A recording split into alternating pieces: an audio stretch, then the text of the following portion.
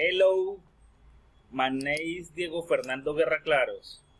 Years old 13. Growth 184.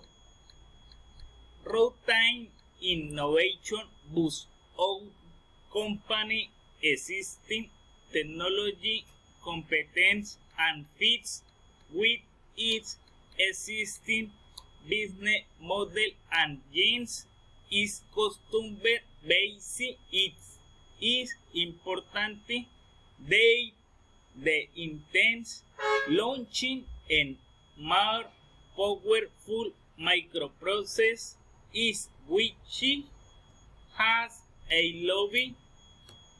The company maintain a margin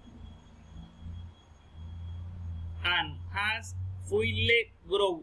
For the side, other examples include the versions of Microsoft, Windows, and Apple and iPhone. Distributed innovation requires a business model but not necessarily a technology breakthrough.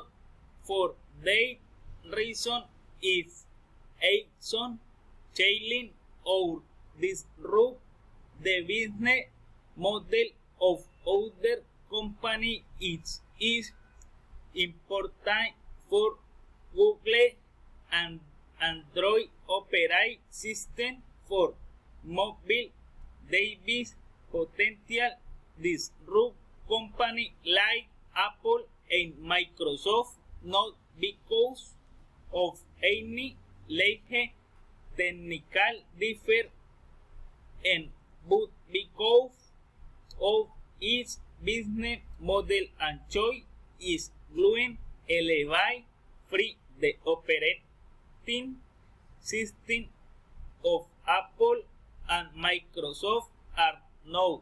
Goodbye.